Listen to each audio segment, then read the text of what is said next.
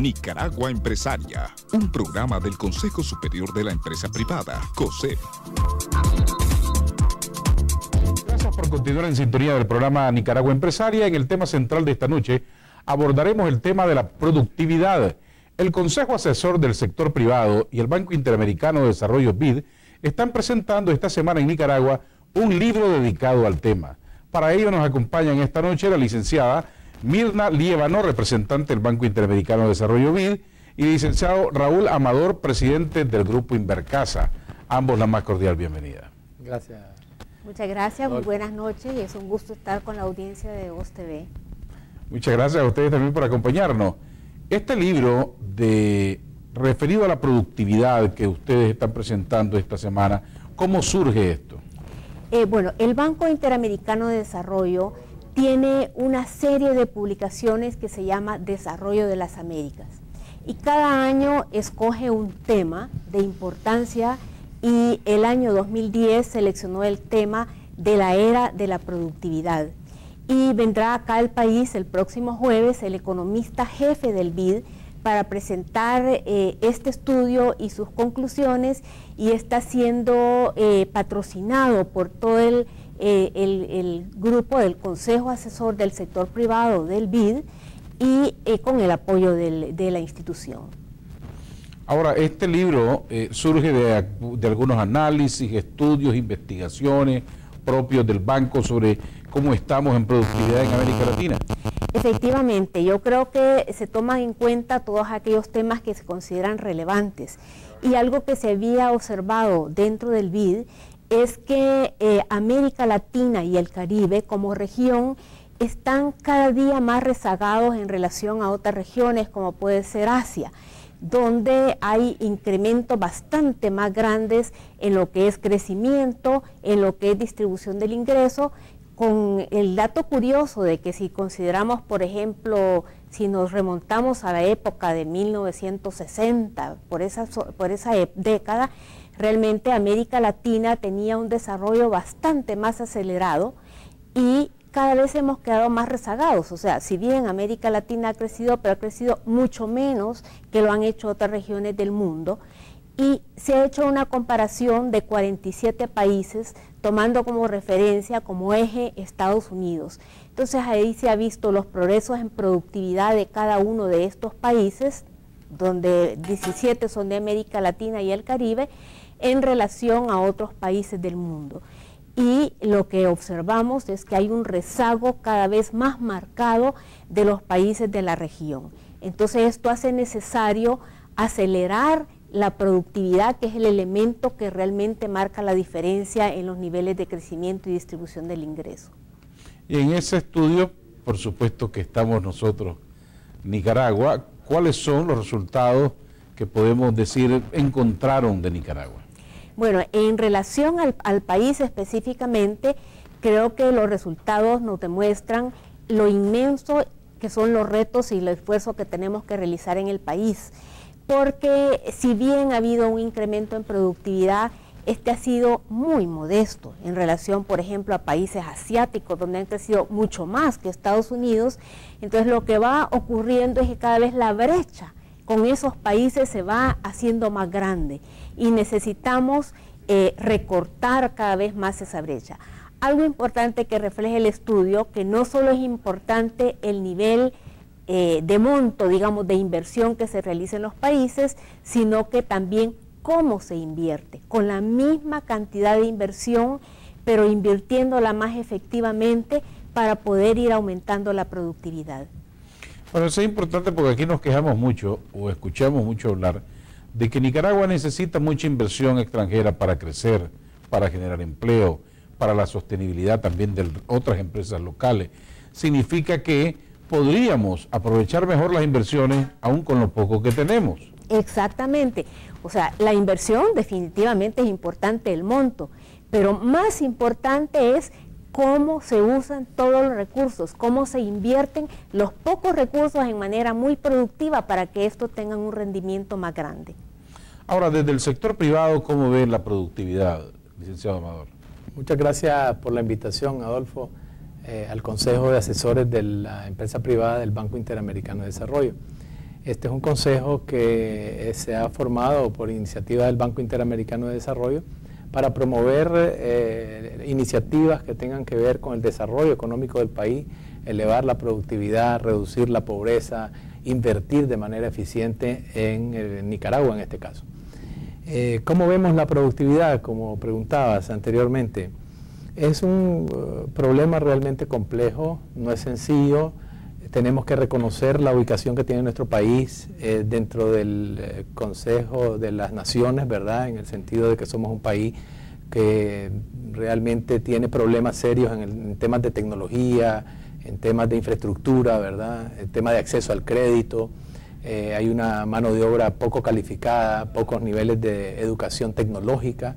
Entonces el tema de la productividad está muy relacionado a todos estos temas que tienen que ver con la educación, la capacitación, el acceso al crédito, la disponibilidad de infraestructura eficiente para exportar, por ejemplo, la plataforma de exportación, y un tema que evidentemente es muy importante, que es la demanda interna. O sea, si usted ve la demanda interna en Chile, Colombia, Brasil, México, ha sido tan fuerte que logró paliar en gran parte la crisis económica que pasó el planeta en el año 2008 y 2009. Entonces el tema de la productividad es un tema complejo y es un tema que nosotros estamos seriamente comprometidos en el Consejo de Asesores del BID para lograr resolverlo en gran parte en Nicaragua. ¿Qué es lo que siente el sector privado, los empresarios, que se requiere nuevas reglas del juego, mejorar las reglas del juego para aumentar esa productividad? Pues es importante que hagamos un análisis de lo que está pasando en nuestra región, en Centroamérica, y de lo que está pasando también en otros países de Sudamérica.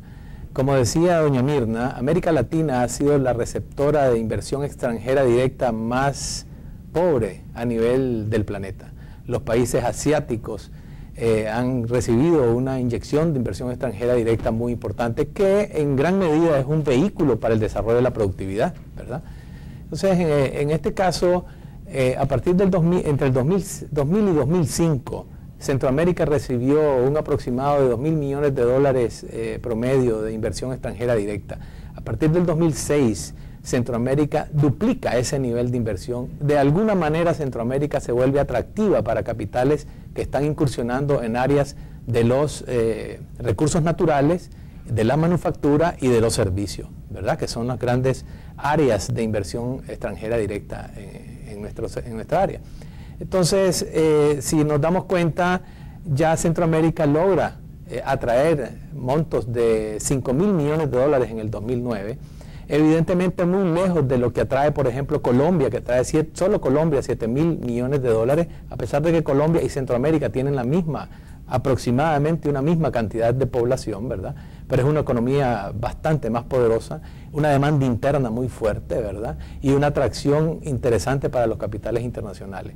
Pero veamos el caso, por ejemplo, de Brasil. Brasil atrajo $25.000 millones, mientras nosotros 5.000, o sea, 5 veces más que toda la región centroamericana atrajo inversión extranjera directa. Eso es productividad. Es porque es más rentable invertir en esas economías, porque tienen una demanda externa importante y porque en el sector son dos áreas, ¿verdad? La demanda interna, uno invierte para acceder a la demanda interna o invierte para acceder a una plataforma de exportación hacia las economías más desarrolladas. En estos últimos 2 años, la plataforma de exportación se redujo en estos países como Colombia, Chile, incluso Centroamérica, porque las economías desarrolladas pasaron por una crisis financiera muy fuerte. Pero ¿qué sostuvo eso? La demanda interna. Entonces podemos ver cómo las inversiones en el área de telecomunicaciones, todo lo que es el área de servicios, se desarrolló en Chile, Colombia. Solo para darte un ejemplo, Walmart invirtió $2.000 millones en la compra de un supermercado muy grande, una cadena de supermercados muy grande en Chile. Entonces son magnitudes importantes, son magnitudes grandes. O sea, estos mercados, esa es una de las limitantes que tiene la productividad en nuestros mercados. Las compañías son pequeñas y las compañías pequeñas no tienen acceso a tecnología, no tienen acceso a proveedores grandes, no tienen acceso a mejores prácticas ¿verdad? Porque tampoco nosotros las promovemos en nuestra región. ¿Qué puede ser una de las alternativas entonces? ¿Hacer alianzas empresariales? Bueno, interesante la pregunta y te voy a poner algunos ejemplos que creo yo que pueden ser aleccionadores, ¿verdad? Veamos el ejemplo de Costa Rica. ¿Quiénes invirtieron en Costa Rica? Me estás preguntando que qué hacemos, ¿verdad? Entonces veamos quiénes están invirtiendo en Costa Rica. StarTech, Motif, Teleperformance de Francia, que son call centers y este tipo de cosas. Merrill Packaging, todas de tecnología, ¿verdad? Y son las que consumieron el 90% o el 80% de la inversión extranjera directa de Costa Rica, ¿verdad? Boston Scientific, por ejemplo. Intel, que ya sabemos que montó un centro de producción de chips de los más grandes, ¿verdad?, que hay. Hologic, Hospira, Allergan, es un laboratorio de primera. O sea, que estamos observando que en esos países, México, por ejemplo, una planta de diésel de Ford, una General Motors, ¿verdad?, una planta de ensamblaje de la Daimler, en esos países está invirtiendo altos en tecnología, intensos en tecnología, distinto a lo que está pasando en las economías, en las otras economías de Centroamérica. Solo Costa Rica, para que tengamos una idea, fue el tercer país receptor de inversión tecnológica intensa en toda América Latina. Igual está pasando a Colombia, igual está pasando a Chile, ¿verdad? Entonces, esta es una de las grandes cosas. Veamos México, terminemos con México. Planta laminadora de acero de los coreanos. Tubos de cobre de la Golden Dragon. ¿Quién es la Golden Dragon? China. Está invirtiendo a esos niveles, ¿no? Hojas de afeitar de la Procter & Gamble se están produciendo en Costa Rica. Tienen una planta los de Kimberly Clark. O sea, estamos viendo que en Costa Rica y México están siendo receptores de productos intensos en tecnología. Veamos, por ejemplo, qué pasa en El Salvador. ¿Pero qué ofrecen ellos que no ofrezca Nicaragua para atraer esas inversiones? Es una buena pregunta, pero ellos, por ejemplo, ofrecen, para que pongamos los pies sobre la tierra, sobre las realidades, ¿verdad?, ofrecen, por decir algo, un mercado interno más fuerte. Entonces no podemos comparar el mercado interno que tiene Nicaragua con el mercado interno que tiene Costa Rica o el mercado interno que tiene México. Dos, ofrecen una infraestructura de primera calidad. No podemos comparar nuestros puertos para exportar nuestro café. Bueno, no tenemos ni siquiera puerto en el Atlántico. Ni siquiera tenemos un puerto en el Atlántico. ¿Cuánto nos cuesta a nosotros exportar versus lo que le cuesta a Chile? O sea, no es lo mismo exportar café de Nicaragua a Estados Unidos, a Europa, que exportar vinos de Chile.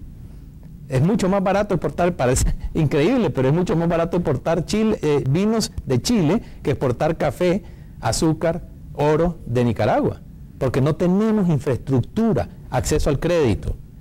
¿Qué pasa? La pequeña y mediana empresa no tiene acceso al crédito. O sea, el acceso que tiene es caro.